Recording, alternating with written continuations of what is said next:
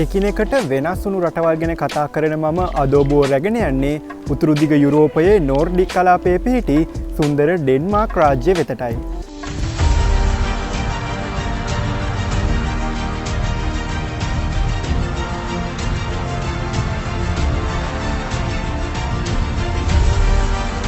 ඩෙන්මාර්කයට උතුරින් Norway සහ ස්වීඩනයටත් නැගෙනහිරින් Baltic මුහුදටත් දකුණින් ජර්මනියට හා බටහිරින් උතුරු මුහුදටත් මායිම් වනවා.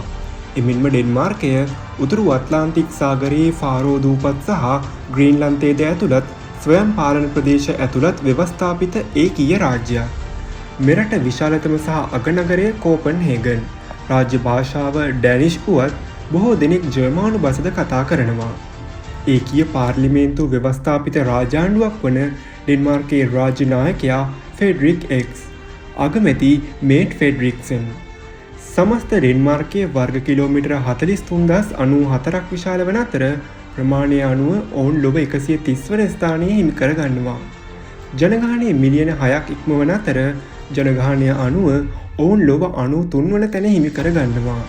රාජ්‍ය මුදල් ලේඛකය ඩෙන්මාර්ක් ක්‍රෝනා.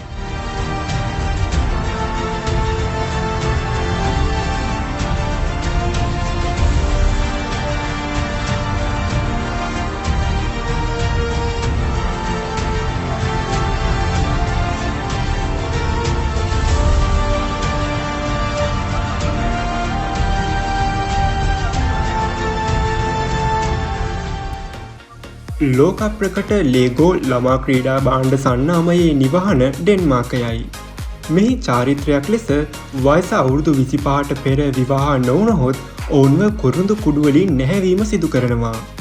මෙරට ඉදිකර ඇති මුළු පාපැදි මන්තිරුවල දිග කිලෝමීටර් 12,000 ඉක්මවනවා. ඩෙන්මාර්කයේ ලොව සතුටින්ම සිටින මිනිසුන් ජීවත් වන රටවල් වලින් එකක්. සමලිංගික විවාහ නීතිගත කළ ලොව පළමු රට ඩෙන්මාර්කයයි. ඒ වර්ෂ 1989 දී. ලොව පැරණිතම රාජාණ්ඩුවට හිමිකම් කියන්නේ ඩෙන්මාර්කයයි. ඩෑනිෂ් රජ පවුලට වසර 1000කටත් වඩා දිගු ඉතිහාසයක් තිබෙනවා. තවමත් අඛණ්ඩව භාවිතා කරන ලොව පැරණිතම ජාතික කොඩිය හිමි රට. ඩෙන්මාර්ක නාමයේ ඩෑන් යන වචනය ව්‍යුත්පන්න වී ඇත්තේ පැතලි භූමිය යන අර්ථය ලබා දෙමින්. එමෙන්ම ඩෙන්මාර්කයේ ජනාවාස ගත වී ඇත්තේ ක්‍රිස්තු පූර්ව 12,500 පමණ කාලවකවානුවේදී.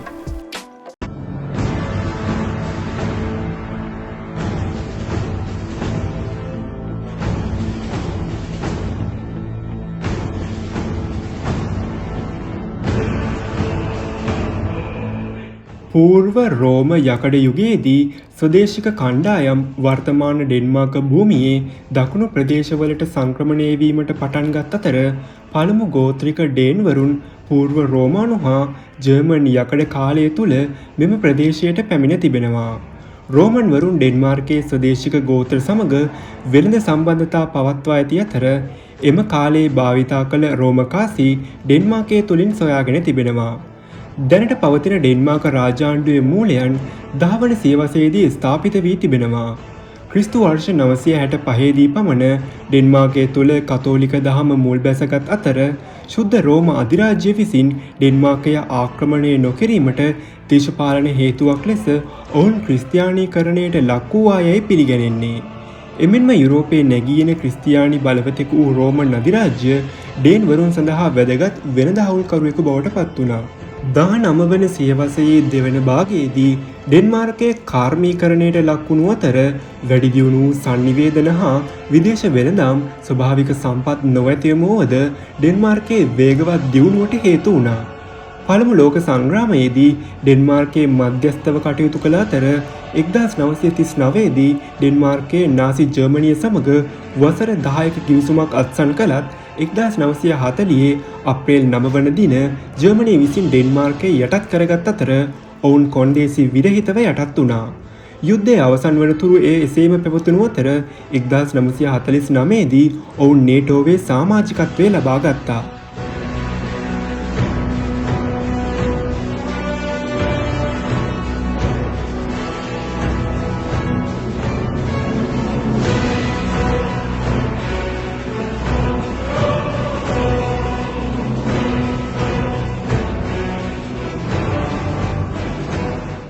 ඩෙන්මාර්කයට දූපත් 406ක් ඇති අතර ඉන් විශාලතම දූපත වන සීලන්හි එහි අගනුවර වන කෝපන්හේගන් නගරය පිහිටා තිබෙනවා. එමෙන්ම එහි සෑම දූපතක්ම වෙර්ලේ සිට කිලෝමීටර් 52ක වපසරියක තුල පිහිටා තිබෙනවා.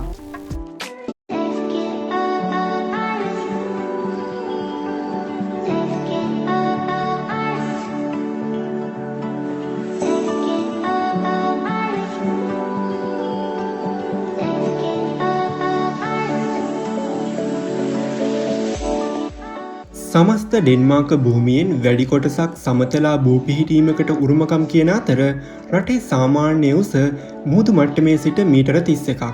එමෙන්ම ඩෙන්මාර්කයේ උසම ස්ථානය වන මෙලොහෝජී උස මීටර 170.86ක් පමණ වී ඇත්තේ නෝර්ඩික් රටවල ඇති පහළම අගයකින් යුත් උසම පිහිටීමට හිමිකම් කියමින්. ඩෙන්මාර්කයේ තුළ විල් 1008ක් පිහිටා ඇති අතර ඉන් 16ක්ම හෙක්ටයාර 500කට වඩා වැඩි විශාලත්වයකින් යුක්තයි.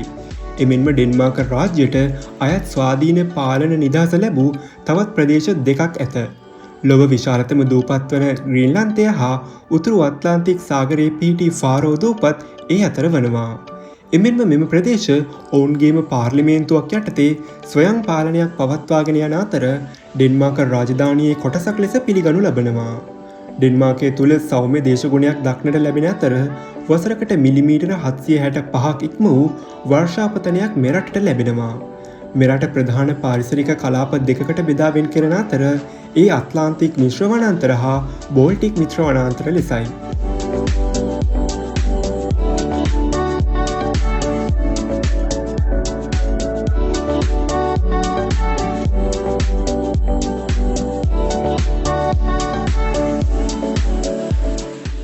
ඩෙන්මාර්කයට ඇත්තේ ඒකමණ්ඩල පාර්ලිමේන්තු ක්‍රමයක් සහිත ව්‍යවස්ථාපිත රාජාණ්ඩුවක්. එමෙන්ම එහි දේශපාලනය ක්‍රියාත්මක වන්නේ ඩෙන්මාර්ක ආණ්ඩු ක්‍රම ව්‍යවස්ථාවේ දක්වා ඇති රාමුවක් තුලයි.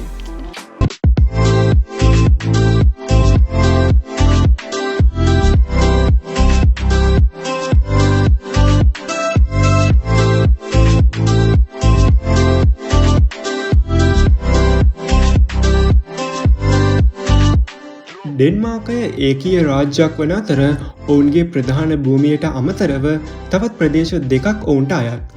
වර්ග කිලෝමීටර 43,094ක් විශාල මෙරට ප්‍රධාන පාලන ප්‍රදේශ 5කට බෙදා වෙන් කරනවා.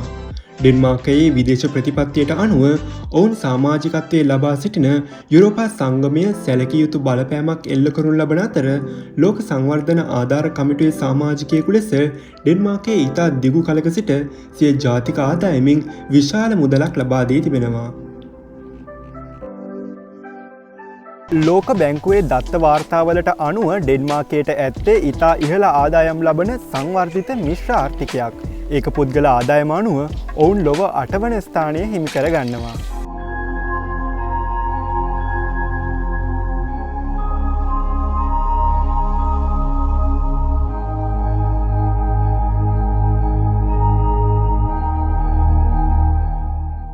ලෝව දසවන වඩා තරගකාරීම නිදහස් ආර්ථිකය ඇත්තේ ඩෙන්මාර්කයටයි. ජාත්‍යන්තර මූල්‍ය අරමුදලට අනුව ලෝව ඉහළම සම්මත අවම වැටුපක් ඇති රටද මෙයයි. වගා කටයුතු සිදු කළ හැකි භූමියක් සහිත වුවත් අතීතයේ ප්‍රධාන වශයෙන් කෘෂිකාර්මික රටක් වූ ඩෙන්මාර්කය 1945 සිට එහි කාර්මික පදනම හා සේවා අංශයේ විශාල ලෙස පුළුල් කිරීමකට ලක් කර ඇත. සේවා අංශයේ ඔවුන්ගේ දළදේශීය නිෂ්පාදිතයෙන් 75% දායක කරනු ලබනවා. එහි ප්‍රධාන කර්මාන්ත අතර ඖෂධ, වෛද්‍ය උපකරණ, යන්ත්‍රෝපකරණ, සැකසූ ආහාර හා ඉදිකිරීම් ශේෂ්ත්‍රයේද ඇතුළත්. ඩෙන්මාර්කයේ ප්‍රධානතම අපනයන හවුල්කරුවන් වන්නේ ජර්මනිය, ස්වීඩනය, එක්සත් රාජධානිය හා ඇමරිකා එක්සත් ජනපදයයි. ඩෙන්මාර්කයට උතුරු මුහුදේ තෙල් හා ස්වභාවික ගෑස් නිතිය අතර බොරතෙල් නිපදවන රටවල් අතර ලොව 32 වන ස්ථානයේ ඔවුන් සිටිනවා. එකිනෙකට වෙනස් වුණු රටවල් ගැන කතා කරන මම අද ඔබ රැගෙන ගියේ සුන්දර ඩෙන්මාර්ක් රාජ්‍ය වෙතටයි. හමුවෙමු තවත් අලුත් වීඩියෝවකින්. එතෙක් ඔබට සුබ සතියක්.